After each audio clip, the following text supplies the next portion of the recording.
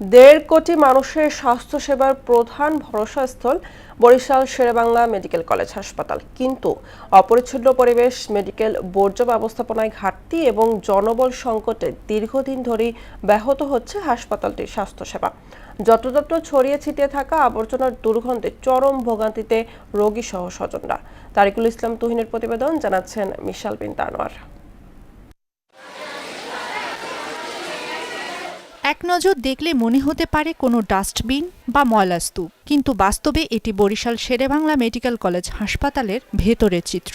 বিশেষ করে হামরুবেলা ওয়ার্ডের অবস্থা সবচেয়ে শোচনীয়। চারদিকে ছড়িয়ে ছিটিয়ে আছে বর্জ্য, আর বাতাস ভারী হয়ে উঠেছে তীব্র দুর্গন্ধে।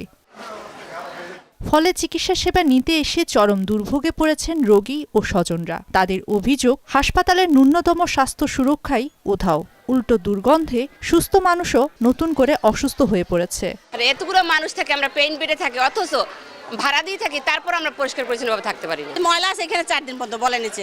রোগীরা আসে সুস্থ হওয়ার জন্য, কিন্তু এখানে যে পরিবেশ, বিশেষ করে বাথরুম, তারপরে প্রত্যেকটা বেডের নিচে ওই যে ময়লা আবর্জনা ফালাবার যে বল আছে, আপনি দেখেন এখনো সেই মনে হয় 3 দিনের ময়লা আবর্জনা এখনো আছে ভরপুর, এবং নিচে তাকানো যায় না। ফিটকারি নাই, বদনা নাই, পানি 2টা কলতে পানি পড়ে, 3টা কলতে পানি পড়ে। গন্ধে ব্যবহার করা যাইতেছে না, টয়লেটে যাওয়া যাইতেছে না। ঝাড়ু দেয় না, ঝাড়ু দেওয়ার লোক নাই, পরিষ্কারের লোক নাই, স্যাবলন দিয়ে এই জায়গায় পরিষ্কার করে না।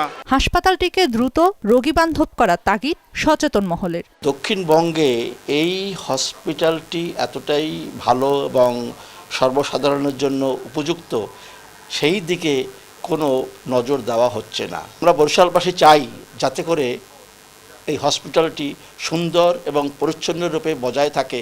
প্রয়োজনীয় জনবল সংকটের কথা স্বীকার করে দ্রুতই রোগীবান্ধব পরিবেশ ফেরাতে পদক্ষেপ নেওয়ার আশ্বাস কর্তৃপক্ষের।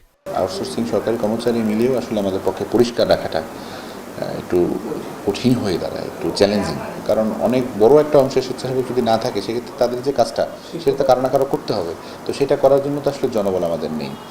ঊর্ধ্বতন কর্তৃপক্ষের সাথে আলোচনা করে এই ব্যাপারে একটা আমরা সবাই মিলে, প্রশাসনের সবাই মিলে আমরা একটা সিদ্ধান্তে আসার চেষ্টা করব যে কীভাবে হাসপাতালের পরিচ্ছন্নতা নিশ্চিত করা যায়, এবং একই সাথে হাসপাতালকে বিভিন্ন ধরনের অভিযোগ, বিভিন্ন ধরনের রোগীদের হয়রানি বা দুর্নীতিগ্রস্ততার যে অভিযোগগুলো রয়েছে, এগুলো থেকে দূরে রাখা যায়। কর্তৃপক্ষ দ্রুত সমাধানের আশ্বাস দিলেও তার বাস্তবায়ন কবে হবে, সেটাই এখন বড় প্রশ্ন।